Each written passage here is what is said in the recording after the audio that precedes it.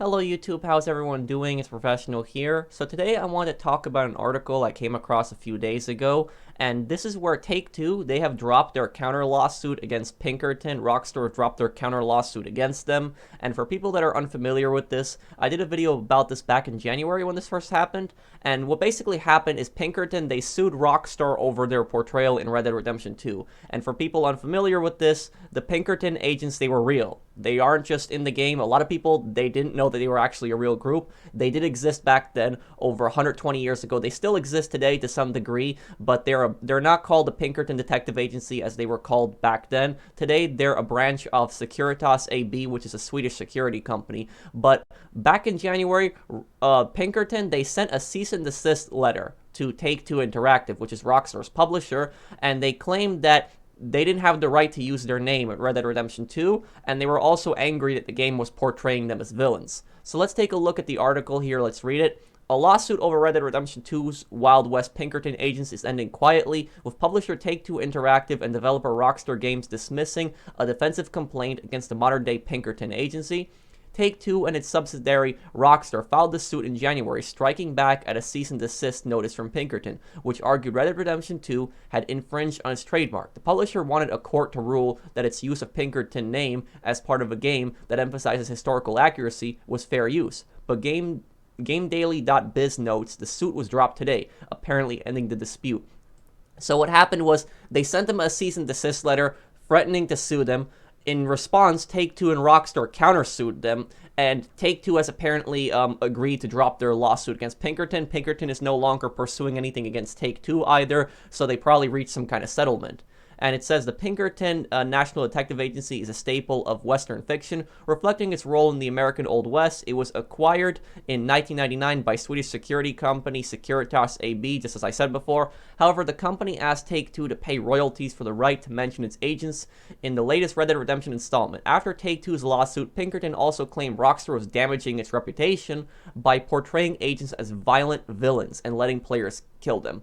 Okay, now this is where I think that the Pinkertons are completely wrong here, and this whole cease and desist thing that they sent Take-Two and Rockstar, it's just pure nonsense. One of the things that I really enjoy doing is I enjoy reading history. I like history a lot, especially American history. And the Pinkerton agents, they were not good people back then.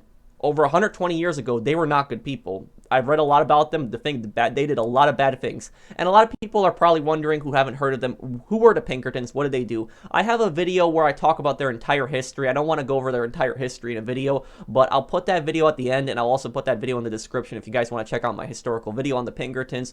But the Pinkertons, they are not cops, despite what a lot of people think. They're not government agents, so what are they? They're basically a private company with its own police force. Imagine a giant company with its own police force. That's pretty much what the Pinkertons were. And the Pinkertons, they were formed in the 1850s by their founder, Alan Pinkerton, and they were formed basically to solve train robberies. They started around in Chicago, I believe, and they were formed to stop train robberies, and they actually caught a lot of these people. They were pretty good at it. Later on, though, when the American Civil War started, the Pinkertons, they were on the side of the Union, and they served as spies during the American Civil War. They actually met with Abraham Lincoln at one point.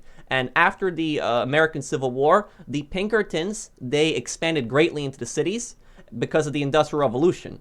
And what happened at that time period, you had a lot of industrialization, a lot of factories coming up, but you also had a lot of the labor movements going around. You know, conditions in factories were really bad in that time period. People were working like 6 days a week. They were working 12 hours a day. They didn't have breaks. They were making very little amount of money. And just the conditions that these factories were in were just really, really bad. There was also kids working in these factories. But anyways, getting back to the Pinkertons were hired by a lot of these factory owners to infiltrate the early union movements. And the Pinkertons, they would infiltrate these unions, they would gather information on people that were part of these unions, they would get people fired from their jobs, but that wasn't the worst of it.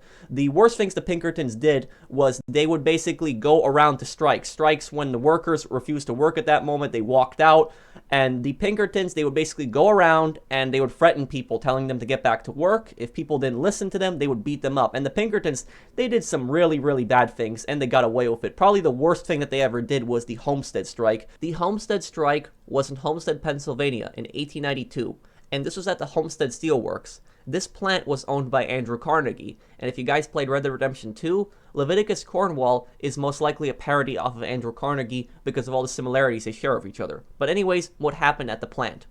What happened at the Homestead strike was the workers who were working at the plant, their union contract had expired with Carnegie, and Frick, he was left in control of the plant. He was Carnegie's second in command. What happened was Frick, he tried to get rid of the union. And what he did was he slashed the workers' wages.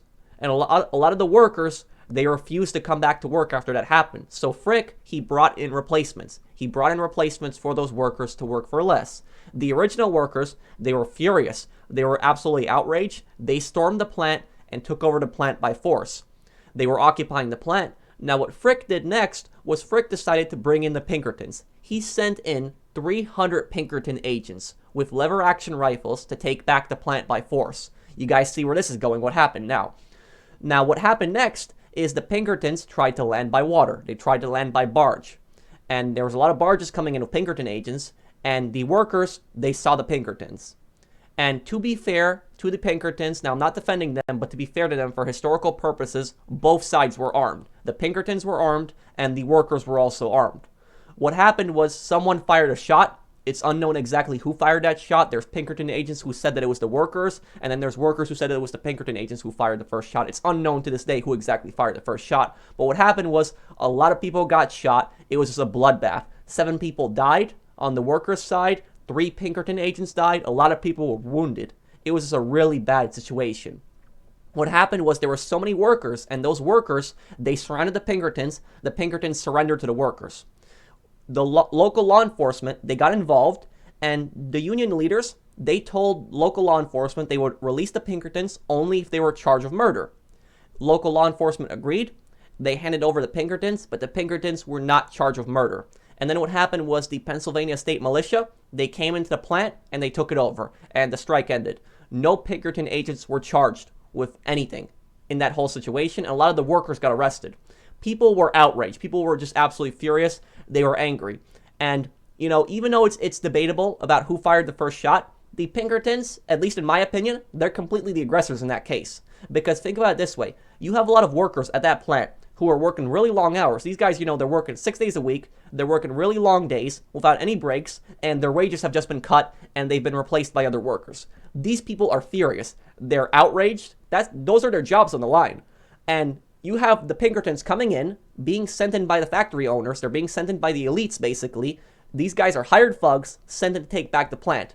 That's going to start a fight. That's going to basically start a bloodbath. So if the Pinkertons were not there in the first place, that whole confrontation would not have happened. It was a terrible idea to send in the Pinkertons. These guys were hired thugs. That's pretty much what they were. And even though the Pinkertons weren't in charge of anything, they suffered because of the Homestead strike. Because even though they got away with it in terms of law, what happened was 1 year later, the federal government, due to public outrage because the public was just so angry at the Pinkertons, they passed anti-Pinkerton laws in 1893, 1 year after the Homestead strike happened. And these Pinkerton laws that they passed banned the Pinkertons from working for the federal government. There was a lot of states who also completely kicked out the Pinkertons. Ohio banned the Pinkertons completely. The Pinkertons were not allowed to come back and work in Ohio ever again. And due to this, the Pinkertons went out west. Now, even though there was laws against the Pinkertons saying that they couldn't work for the federal government, there was loopholes in that law because they were banned from working for the federal government, but they could still work for state and local governments. So they were not banned from those. They went out west because at that time, America was rapidly expanding in the west. There was railroad companies going out there, and they needed protection from a lot of outlaws, and that's where they hired the Pinkertons. And it was also because the public was just so angry at them, they pretty much chased them out of the cities. The Pinkertons, they started out in the big cities in the east, and they went out west because the public was just so angry at them and chased them out. And they found employment by a lot of these railroad companies and also banks to catch these outlaws, and a lot of them were outlaw hunters. And that's where Red Dead Redemption 2's story picks them up. They actually did go out in the Wild West. Pinkertons did actually look for outlaws. These guys were not good people. And, you know, the reason I'm talking to you guys about all this history here, I hope that you guys are enjoying it. I don't want to bore anybody with the history background. But the reason that I'm telling you guys about their history is because the Pinkertons are angry at Rockstar, saying that they're being portrayed as villains. Well, what do you want them to be portrayed as? You want them to be portrayed as heroes? These guys were not good people back then. These guys were not even cops. They were basically a private company with its own police force. It was a police force. It was a police for profit, a police for hire. That's pretty much all they were. These guys, they could care less about you. If you were not rich, you weren't wealthy, and you were the victim of a crime, and you came to the Pinkertons for help, these guys could care less about you. These guys worked for the elites. And despite Dutch being such a terrible leader in Red Dead Redemption 2, one thing that Dutch is completely right on is when he says that the Pinkertons are an army of the elites. That's what they are. They work for the elites, and they protect their interests. And if you look at it, who are the Pinkertons working for? They are working for Leviticus Cornwall, who was one of the biggest elites. These guys were hired by banks, hired by railroad companies. They were not for the common citizen. They were a police for profit. And they're getting angry for their portrayal in the game. So what I say to that is, the Pinkertons today, they're not responsible for what happened 120 years ago. That's understandable. But you can't deny that history. I played Red Dead Redemption 2. I like history. I knew who the Pinkertons were before I played the game, and I was very impressed by how they portrayed the Pinkertons. I thought that it was an accurate representation. These guys were not the good guys. And these guys, the Pinkertons today, they should not be getting angry at their portrayal. If they don't want to be portrayed that way, well, their predecessors from 120 years ago should not have done those bad things, and they wouldn't be portrayed in that way. What do you want? Be portrayed as heroes, like I said? It's just, that would be completely false to portray them as heroes. So let's continue the article. Let's find out what happened here. Take-Two can confirm that the present-day Pinkerton Consulting and Investigation Company has withdrawn its claims against Red Dead Redemption 2, and Take-Two will not continue legal action against Pinkerton. Red Dead Redemption 2 is a work of fiction set in the late 1800s that references historical entities active during that time, a spokesperson for Take-Two told The Verge. Pinkerton didn't immediately reply to a request for comment. So, they're right. They existed back then. It's part of history. You can't put a copyright thing on that saying from 120 years ago you don't have a right to use our name. That was a big part of history 120 years ago. It's a big part of American history, at least. So reading through this here, it says, please take note that pursuant to Federal Rule of Civil Procedure 41A1AI, plaintiffs Take-Two Interactive Software Inc. and Rockstar Games Inc. by and through their undersigned counsel hereby give notice that the above caption action is voluntarily dismissed against defendants Pinkerton Consulting and Investigations Inc. and Pinkerton Service Corporation. So they dropped their countersuit against Pinkerton. Pinkerton is no longer pursuing anything against Rockstar, and Rockstar agreed not to pursue anything against them because they were countersuing. Pinkerton probably came to some kind of arrangement with Rockstar and Take-Two. They probably paid them off something, or maybe they even sat down and agreed to stop it, but these guys were not going to win. This was just nonsense. They were just trying to get some money out of Rockstar. And, I give Rockstar a lot of bad stuff. I criticize them for the shark card practices. I criticize them for the lack of content in Red Dead Online. But this lawsuit, the Pinkertons there's no justification for this lawsuit. Rockstar and Take-Two are completely right here. These guys, they have no legitimacy in this lawsuit. It's just pure nonsense. So let me know down below. What do you guys think? Do you agree with me? Do you agree with the court that this should not have happened in the first place? This was just nonsense. This was the Pinkertons just literally looking for money. And it disappoints me a lot because a police force is meant to protect everyone. It's meant to uphold the rights of everybody. It's not meant to uphold the rights of just the rich people and just all the poor people ignore them. If you're a victim of a crime and you're poor and you're the victim of a crime and you're rich, the police are supposed to treat you fairly under the law. That wasn't the Pinkertons' case. These guys would work for the rich. They would work for the elites. They wouldn't help the poor. These guys would not serve them. They were police for profit, and I'm very happy that these guys don't exist, at least in that fashion that they did back then. And that's very important. And if you take a look at Red Dead Redemption 2, there was a lot of gangs in the game, a lot of gangs that did a lot of bad things, much worse than what the Dutch gang did. If you take a look at the Skinners, you take a look at the Murphys, these two gangs were much, much worse than Dutch's gang. These guys were brutal, savage murderers. And I'm not saying that the Dutch gang were saints. These guys, the Murphys and the Murphys and the Skinners, these guys were much worse than Dutch's gang. But the Pinkertons didn't go after them. Why didn't they? Because in the game, Dutch's gang, they rob the elites. The Skinner brothers and the Murphys, they're targeting everyone in the region. They're targeting basically all the people that aren't elites, all the poor people in that area, and that's why the Pinkertons aren't going after them. They're going after Dutch's gang because Dutch's gang has robbed the highest amount of banks, they've robbed the most trains, they've robbed the elites, and the Pinkertons are hired by them. They're brought in by Leviticus Cornwall. So let me know what you guys think down below. If you enjoyed the video, drop a like. If you're new to my channel, enjoy my content, subscribe, and I'll see you guys in the next one. Take care, everyone.